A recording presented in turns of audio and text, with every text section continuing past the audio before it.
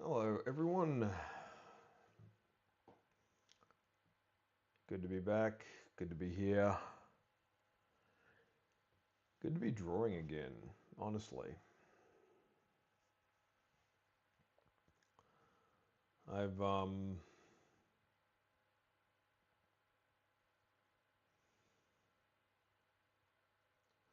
taken a bit of time off to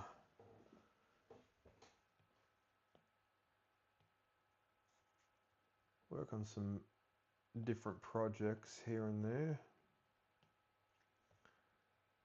And I figured let's just jump in.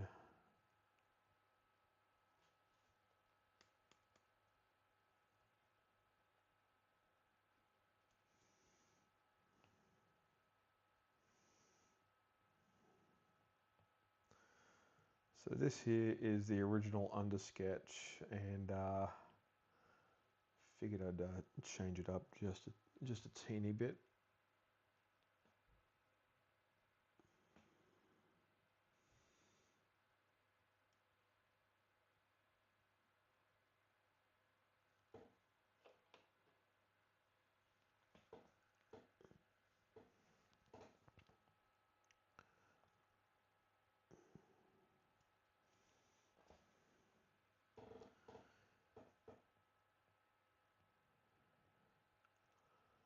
Hope everyone out there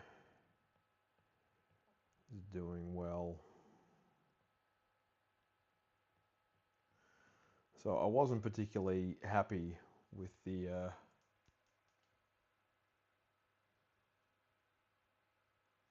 let me check if I can hear what I'm saying.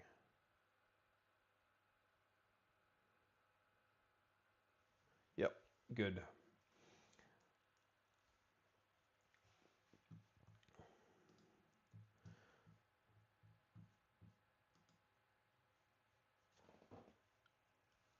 Gonna chuck on some music in the background.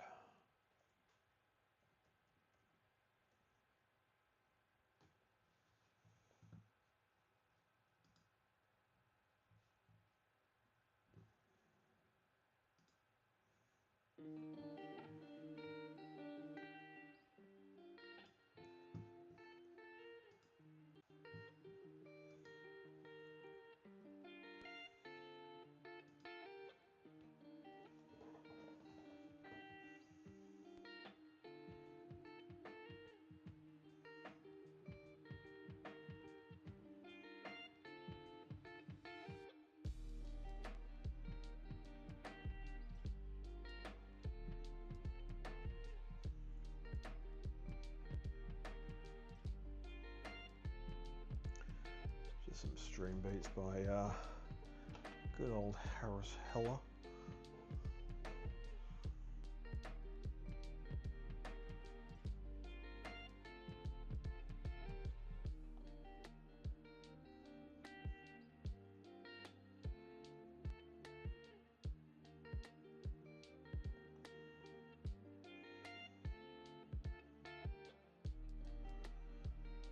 So this is to commemorate the 30th anniversary of Earthworm Jim 2. And I should also add the caveat, it's the 30th anniversary of the MS-DOS port of the game. Like its console release was actually a year before, in 1995. So this is when it became available to PC users. And I gotta say, as a fan of this video game, going all the way back to the first Earthworm Jim game, I gotta say, it has aged surprisingly well.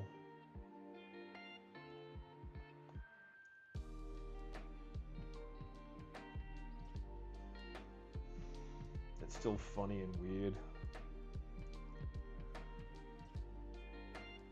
I am currently not doing a sketch jam tonight. I will be taking requests at a later date, but this I'm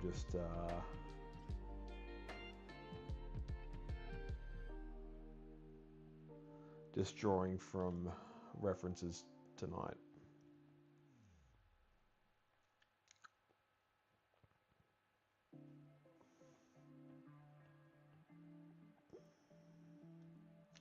Oh, thank you very much. I appreciate that.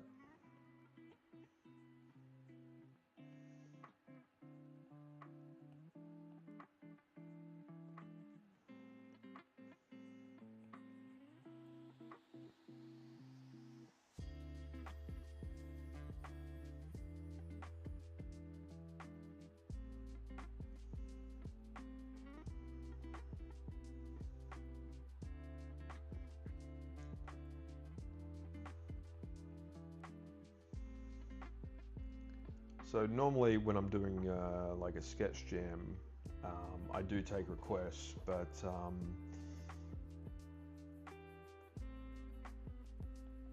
most of the time I'm just drawing one or two things. So it's 1, 2, 3, 4, 5 points. So the crowd has 1, 2, 3, 4, 5.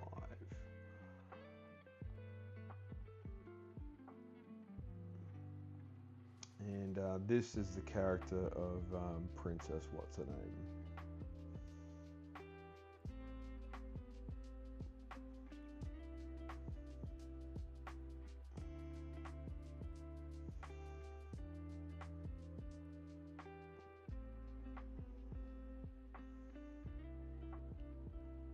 Yep.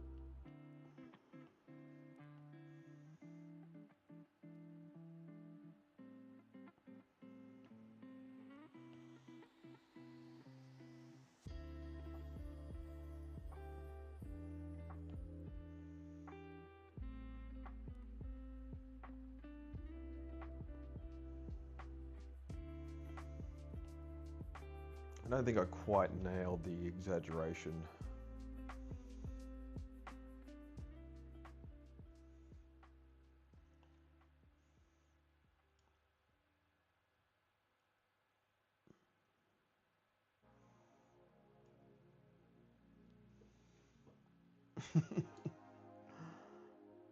Either way.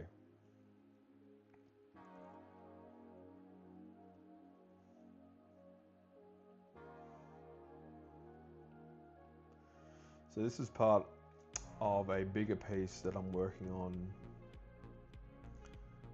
where I'm incorporating all these sort of older video games.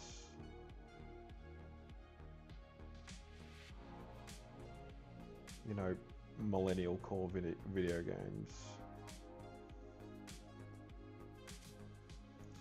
into a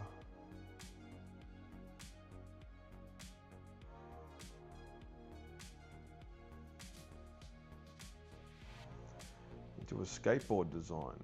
So I'm working on a series of skateboards for an upcoming show.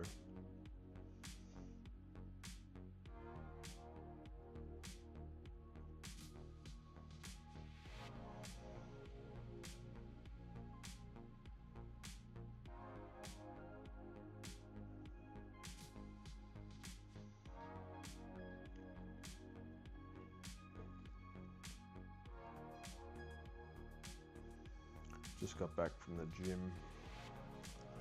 Still a teeny bit on the cool down side. It's stayed unusually hot for this time of year. Like, we're just coming into May and it still feels like summer.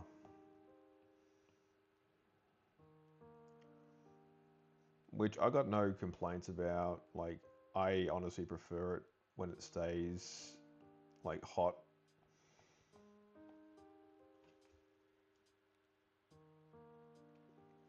But it's weird when you look at like how the leaves change.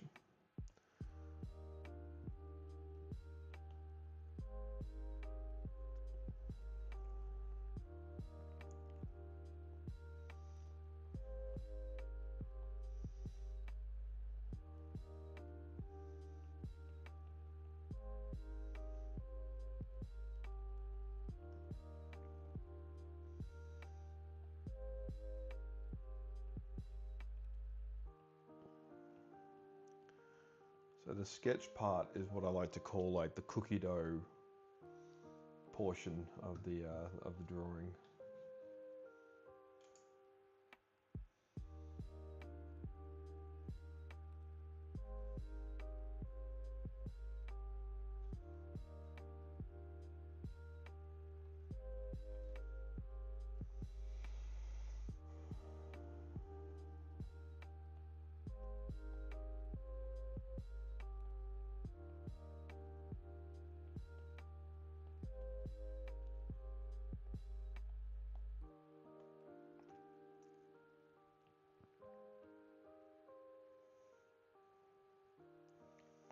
Actually going to bring this neck up just a little bit.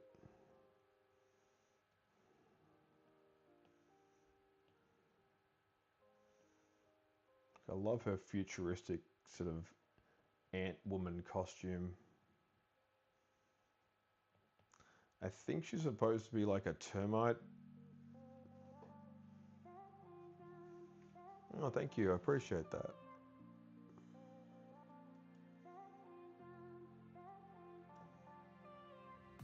Like every little bit of support helps.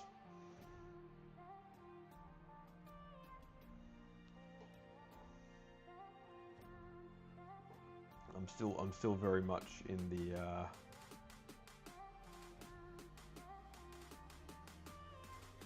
early stages.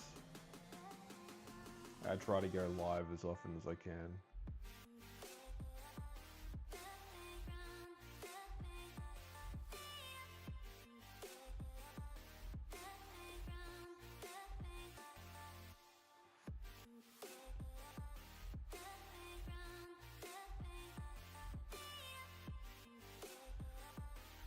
Just give me a minute. I am not a fan of this song. It's too scratchy.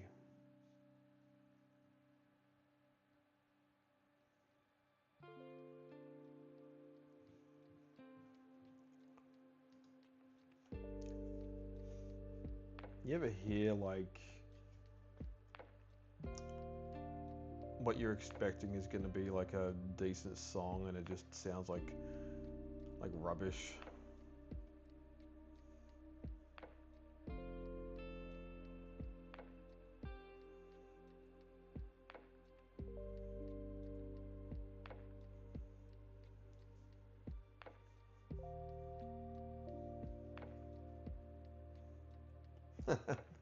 Thank you very much.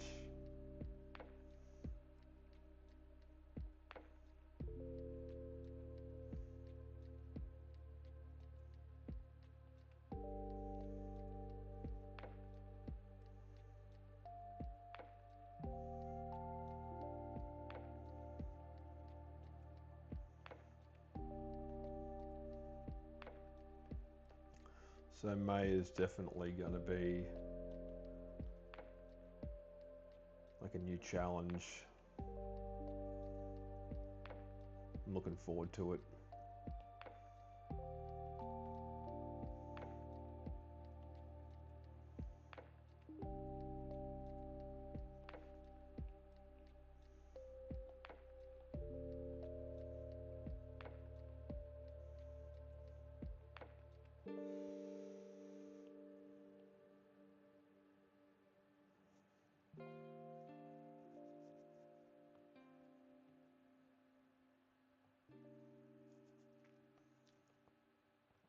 Get rid of that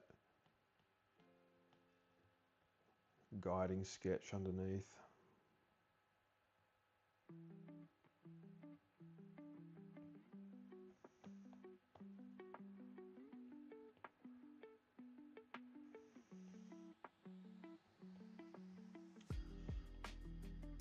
So I'm also working at getting my old Patreon page up and running.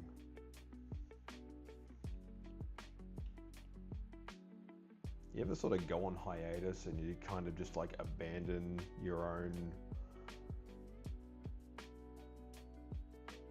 social media for like what you expect is only going to be like a couple of days, and then you come back 6 months later and people are kind of surprised that you haven't, you know,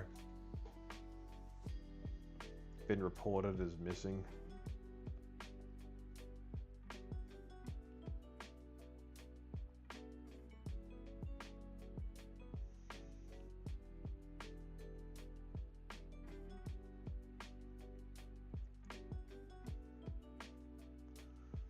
I'll get these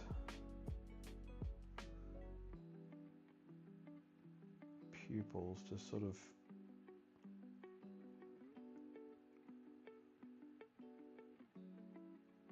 follow the contour of these eyes.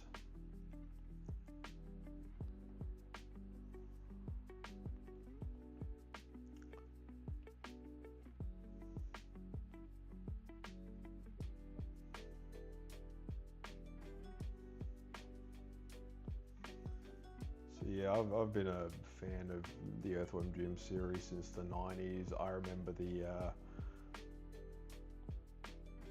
Saturday morning cartoon show.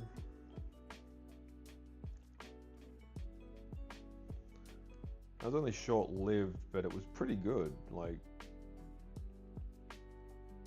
these are all sort of early attempts at like capturing a video game in another medium, like a TV show or a movie. And I think the Earthworm Jim TV show, like the animated series, surprisingly well done. Like, I mean, it was cheaply animated, and you know, you can tell, like, rewatching a lot of those old cartoons as an adult, you can absolutely, like, you know, notice the inconsistencies, how weird some of the characters would move, like just kind of wonky and awkward looking.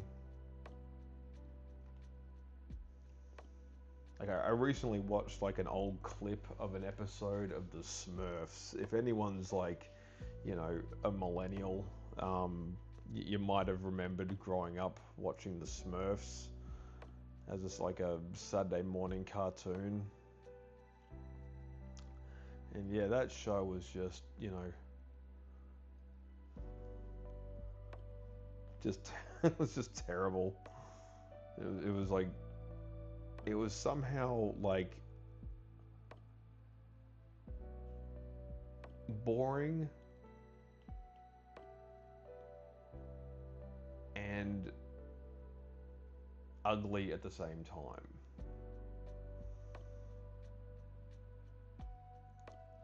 Like, when you're a little kid, like you don't particularly have huge expectations for your entertainment, because, you know, cartoons back then, you know, your parents would just plonk you in front of the television, and that's the wrong.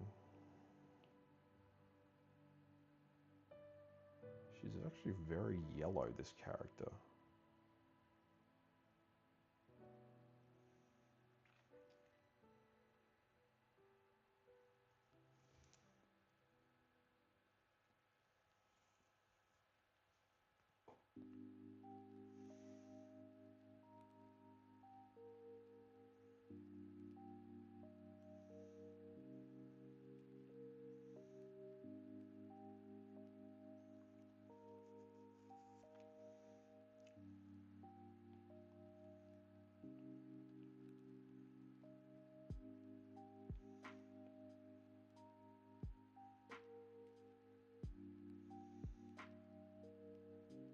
I tend to go a little bit quiet when I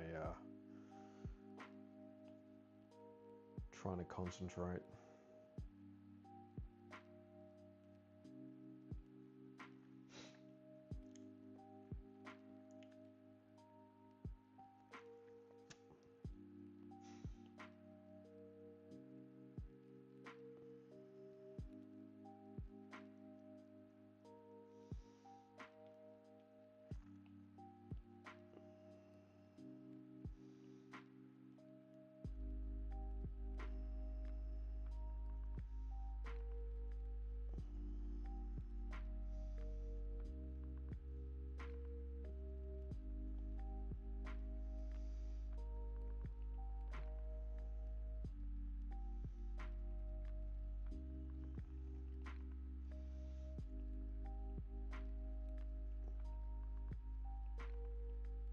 Ooh, wait a minute.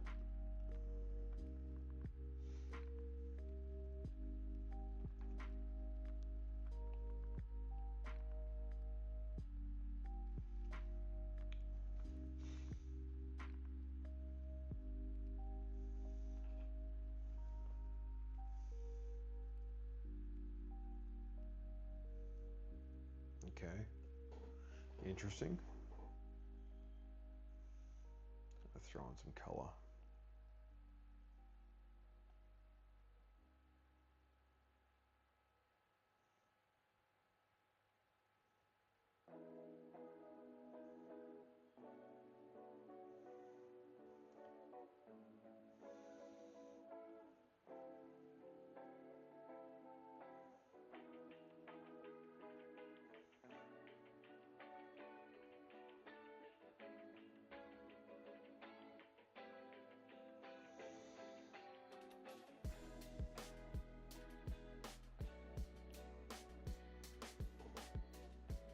What's just happened? Hang on.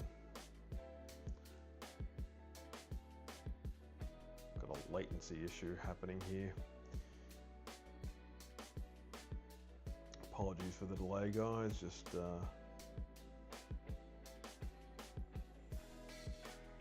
of rapidly alternating between platforms and trying to stay connected.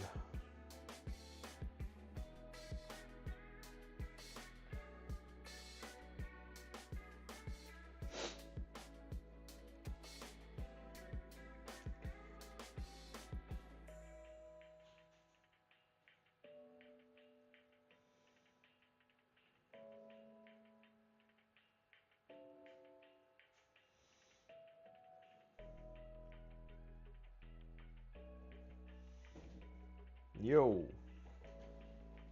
Night.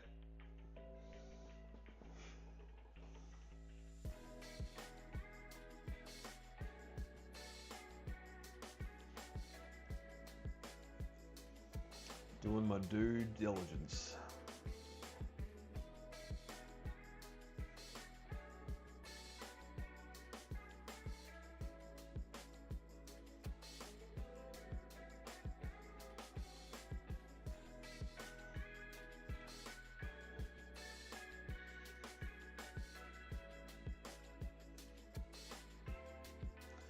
So yeah, like I was mentioning earlier, I'll be bringing back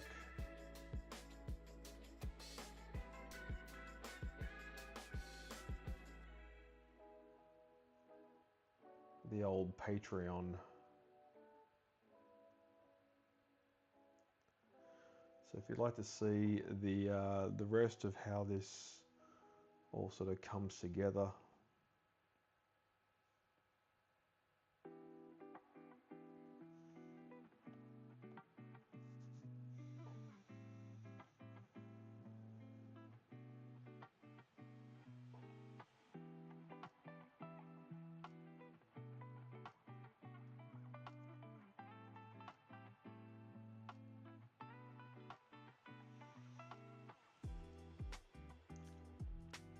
it'll be a Patreon exclusive,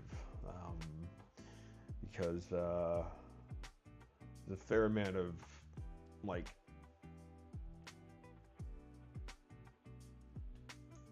stuff I've also got to add to it, and it's a fair amount of faffing around.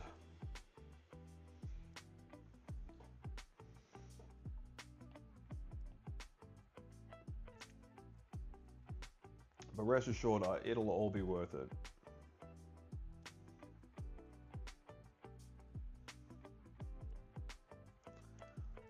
As a tribute to Frank Frazetta.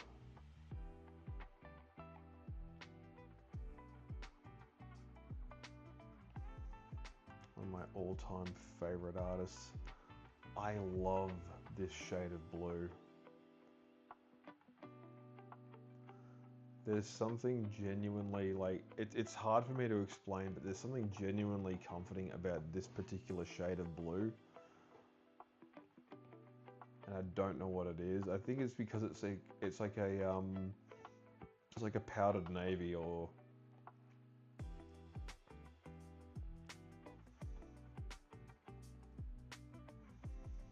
and like it feels simultaneously old and new at the same time.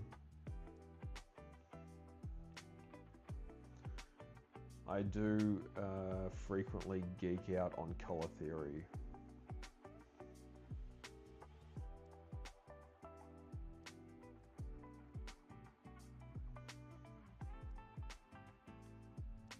I absolutely love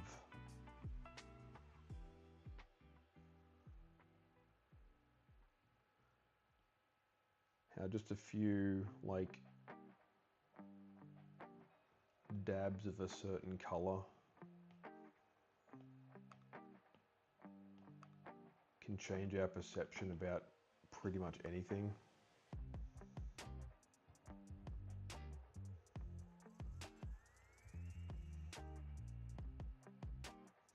Like color theory is amazing because there's something primal and unexplainable about it, but it's something we can all like appreciate.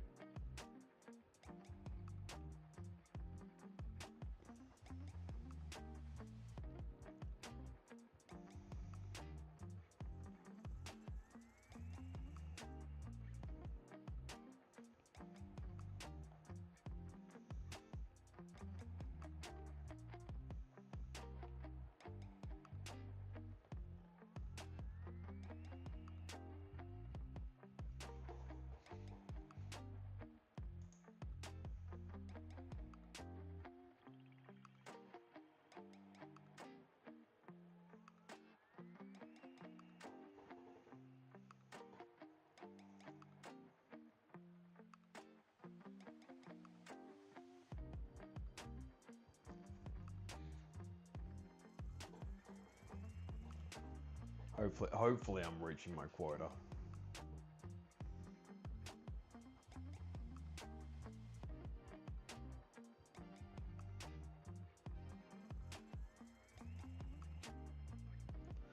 I'm gonna make this like a 3-part series.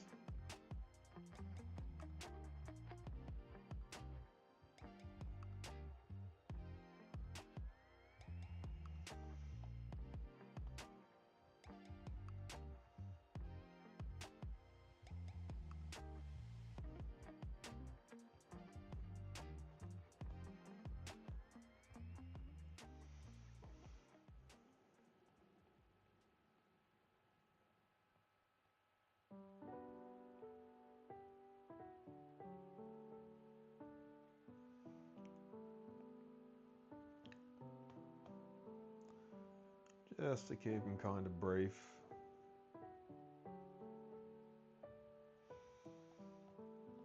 It's also because I'm kind of I'm actually a lot more tired than I realize.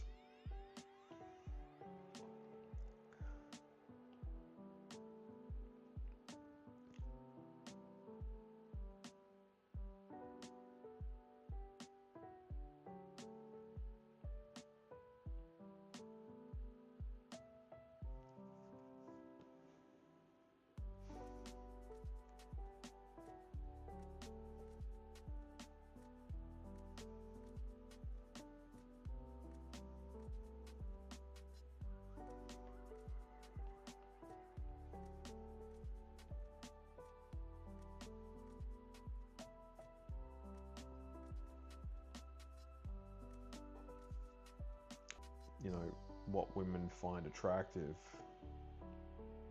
in men, and like, you know, he's chronically lonely, this poor bloke, and you know, he can't seem to figure out how people, particularly women, tick, and he's extremely frustrated, and you want to help him. I mean, I've been listening to him on and off for the last, you know, couple of weeks, and it's just that weird, like,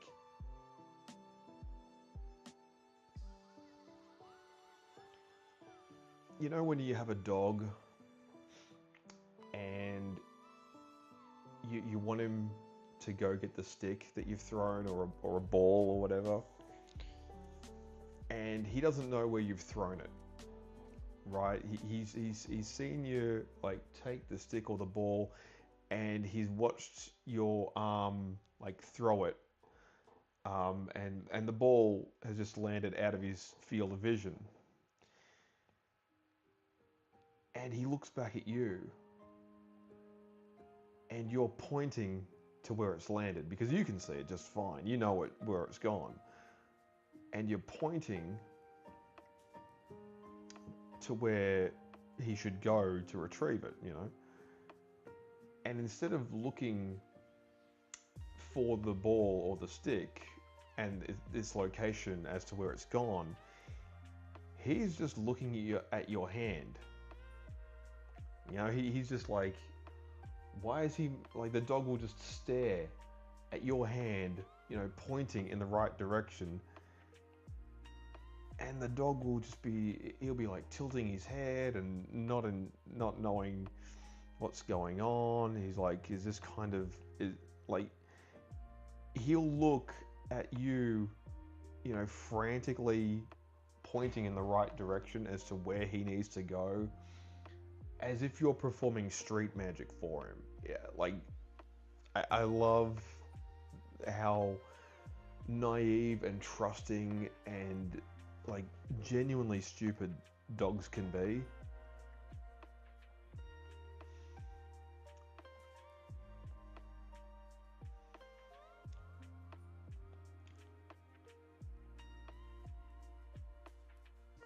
I mean, some of them can be pretty smart though.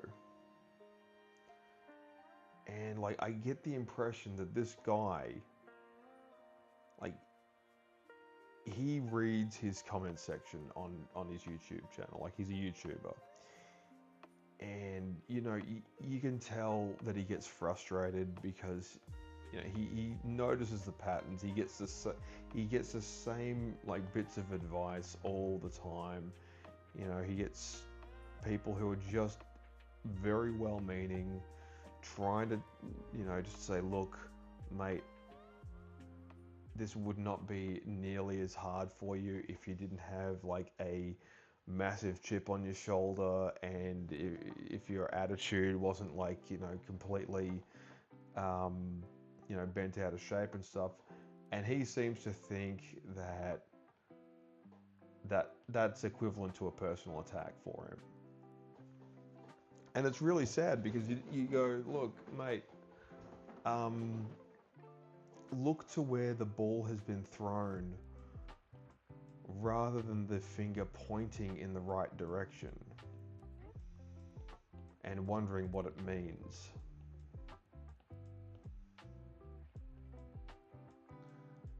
But the thing is, like, some people are like that.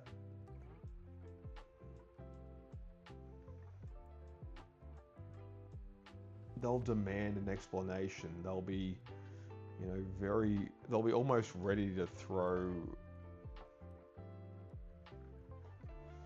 all kinds of, you know,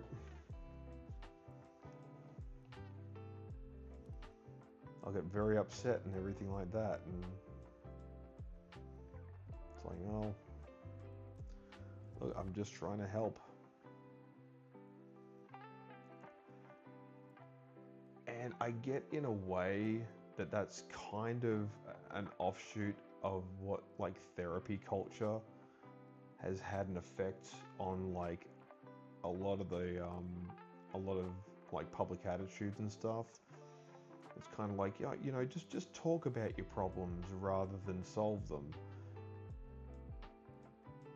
And that kind of thinking is fine if you want repeat customers to, you know, return once a week to your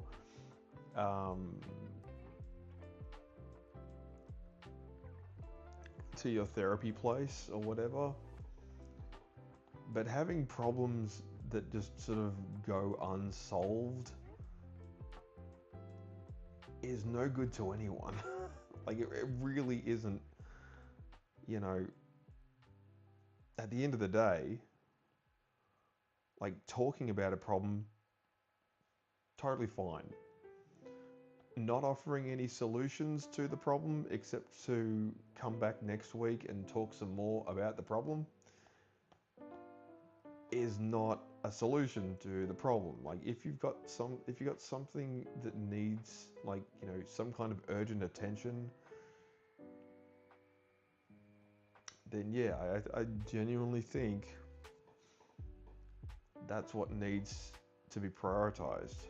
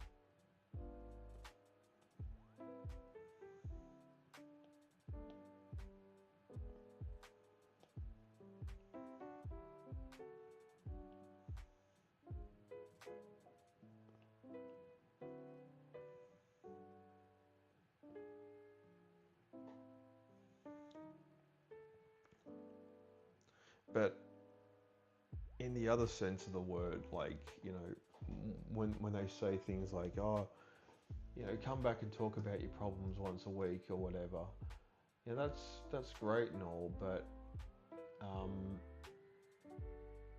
you know, realistically, you've got to be more along the lines of, hey, maybe just putting it out there.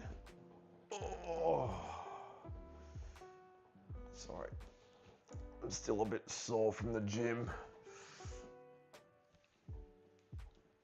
Oh man, ooh, that's better.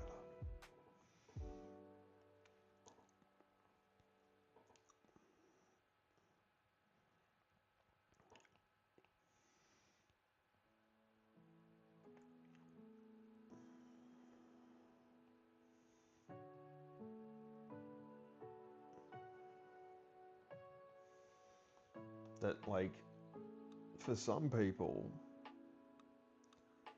and I think this is what, like, therapy culture unfortunately has also been responsible for in many respects, is in order to get people to help themselves, you kind of have to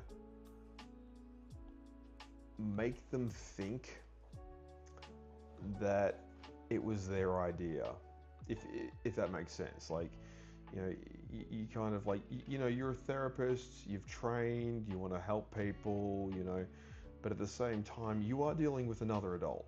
You are dealing with another grown-up, sometimes older, sometimes younger than you are. Quite often they're older, actually. And you, as, you know, a person who may actually be nowhere near as much life experience as the person you're giving, you know, life advice to, in a way, you have to be like, okay, how do I give this person the requisite tools to solve their own problem without making it seem like I'm talking down to them? Because I genuinely believe that there are some, like, therapists out there who are, you know, genuinely, you know, good-hearted, dedicated, want to make a difference. You know, it's the ones that just want every person that they talk to become a repeat customer. Those are the ones that I think, you know, have the kind of like scarcity mindset that I think doesn't help anything or anyone. Because, you know, even a therapist who doesn't understand how their business is supposed to be run. You know, for instance, you're not. I get it that you're not supposed to like churn through people's problems. Like, you know, if they really wanted to, if they wanted to clear out their schedule so they, you know, were able to enjoy their holiday or whatever, like, they could just say, look, whatever bad habit you have, just knock it off. I'm gonna go to the Bahamas or wherever for the next 3 months. If you're feeling lonely or down about yourself, I would suggest diet, exercise, and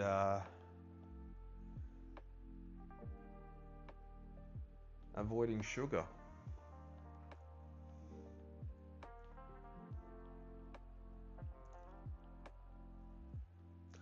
Like it's not nearly as like magical as some people make it out to be. I genuinely believe that.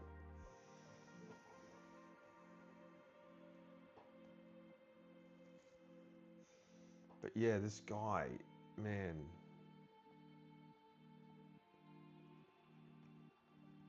he's one of those people that when you listen to him, you know, whine and complain and claim that it's not the things that he's complaining about that's the problem.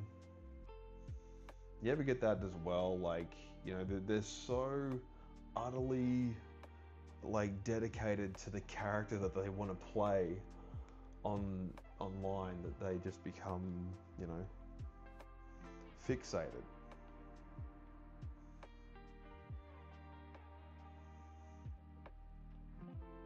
On perpetuating whatever it is that they've chosen to be. And that's the other thing. Like you've got to be very mindful because your mind and your body are very much interconnected. And how you think is how you are. And, you know, the words you say, you know, they have a direct effect on, you know, how you're perceived and everything like that.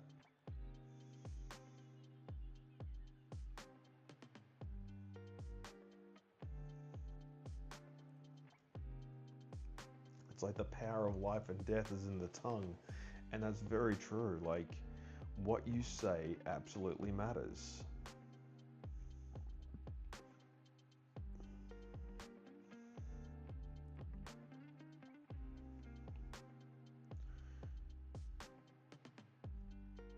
You know, things that you might regard, you know, on the surface as a bit of a joke,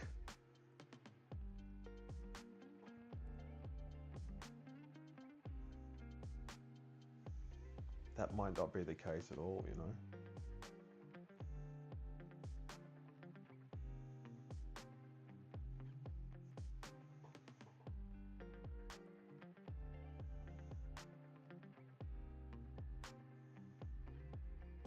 Hey, how's it going? Hope you've enjoyed so far. I'm gonna keep this one just to like a simple hour-long run, because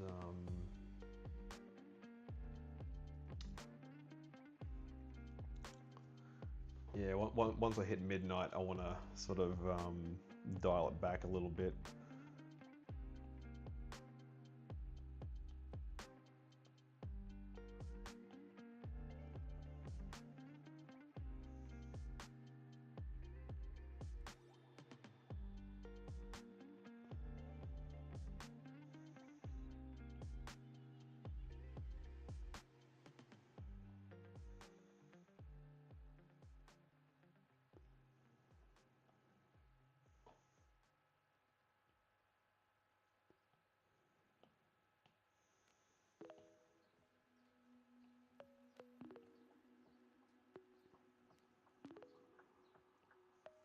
So yeah, he's one of those guys that you want to help, but at the same time you got to be pretty careful because you can tell that he's suffering a fair amount, and you don't want to set him off too much because I get the impression that, like, you know, the oversensitivity,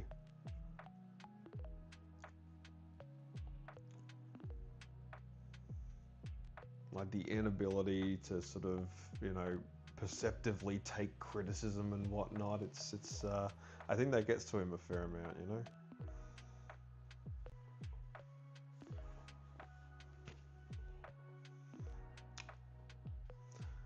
But I have a feeling that he will sort of come to know, like, I think he'll figure it out.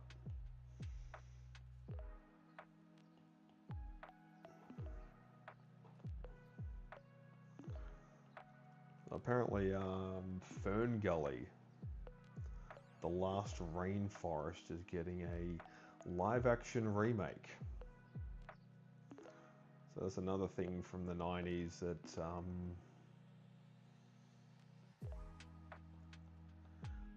I wasn't expecting to be on my 2026 bingo card, but yeah, here we are. Does anyone remember Fern Gully?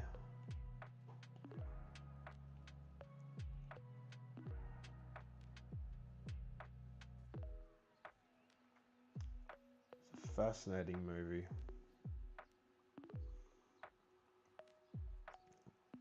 One of the few times when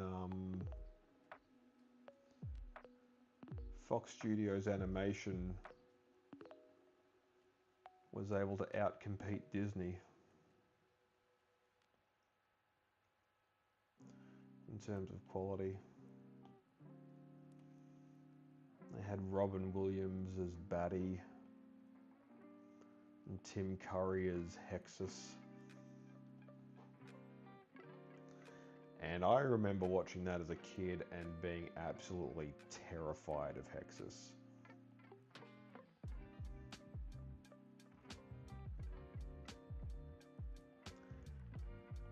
Like, I mean, for some reason, like, everything back then, you know, just sort of carried with it an element of doom and, you know, Cold War, nuclear terror and environmental catastrophe and stuff. And, like, everything about Hexus was like a propaganda video.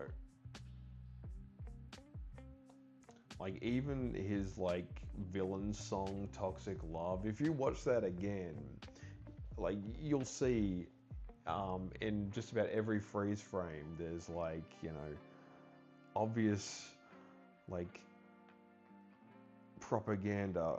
And it's like, as a kid, I didn't realize what I was watching at the time, but now that I'm grown up, like, I'm just like, this is, yeah, this is straight up just propaganda.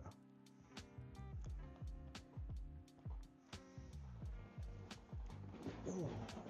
Oh, man.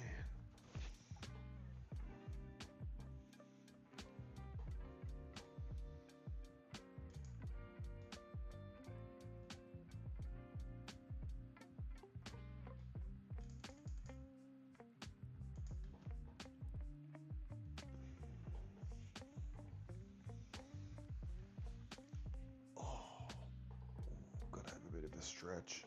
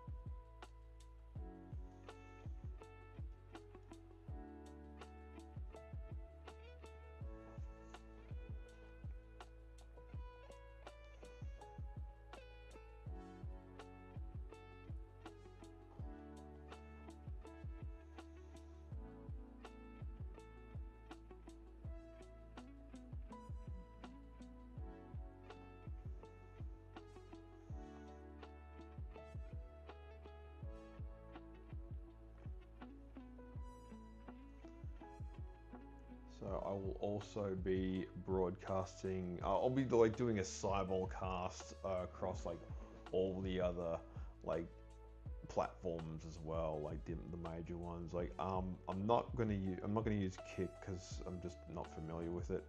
But I am live right now on YouTube, Twitch, Twitter, and I will be including Facebook and TikTok. So yeah, I'll have all the live streams kind of running at once. So yeah, depending on where you are, you'll be able to catch me.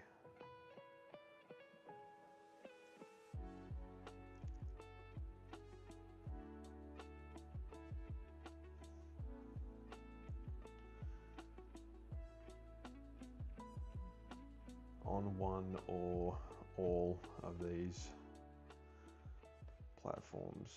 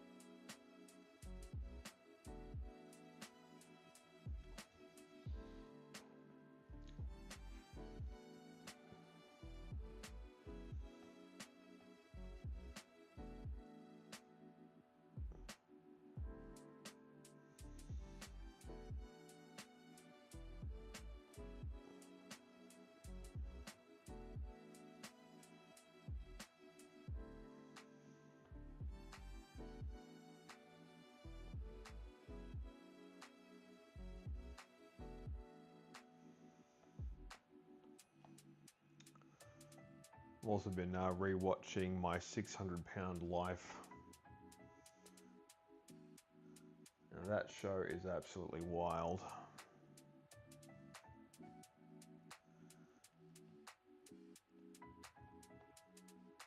And it's interesting to like revisit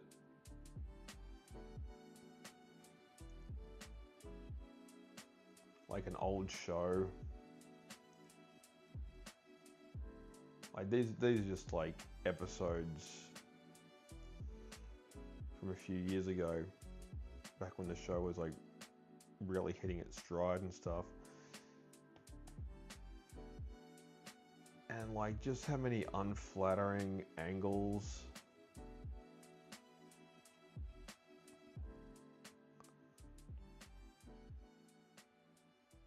they filmed the I guess you could call them the patients from. It's like, okay, so here he is. He just polished off like 10 pizzas in a single sitting, and now he's just chilling out on the couch. But like they film him or her or whoever they've got as like that, the latest subject. You know, they're just on a couch, or you know, in a recliner, or you know, just in a bed, just sitting there trying not to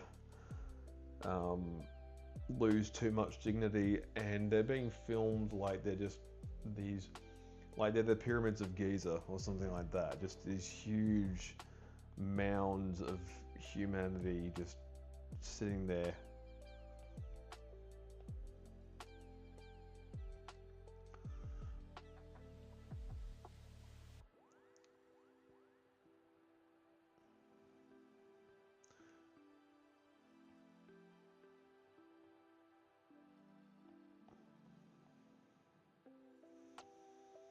and I watched this thing about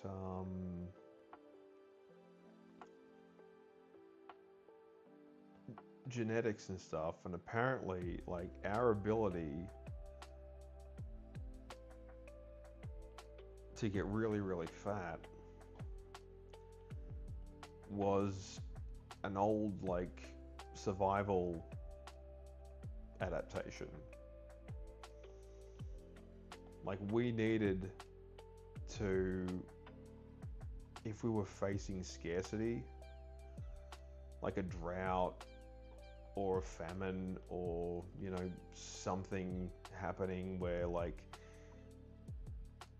either the livestock that we were, you know, raising, or, you know, even the animals that we would hunt as hunter-gatherers, like, if something happened to them,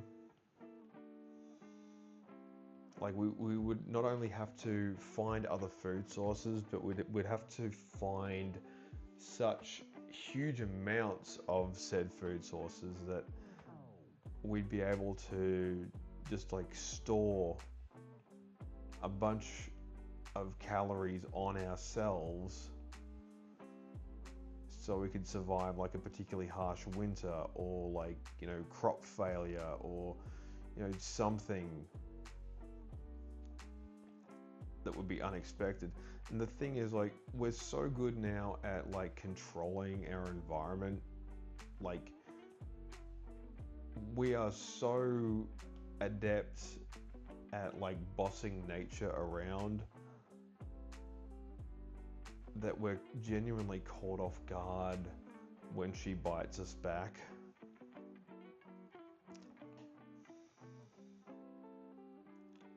But the one problem with, like, having, you know, such access to plenty and, you know, ready calories, while still maintaining this uncanny ability to just store fat on ourselves, is our environments do not match our genetics.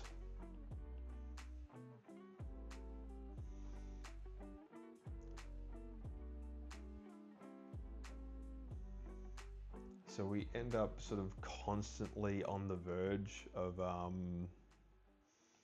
you know,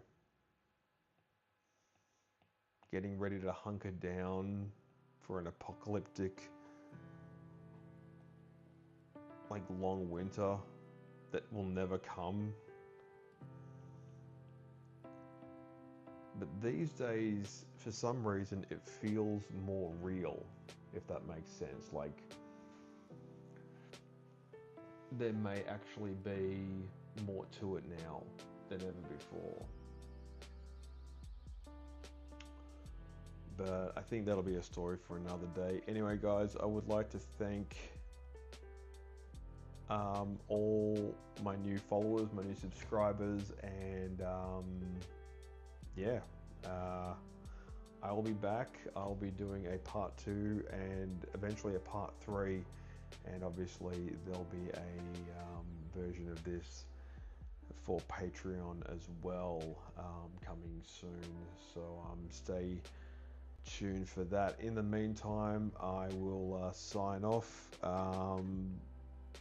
Big thank you to my new followers as well. Yeah, and I will be back soon.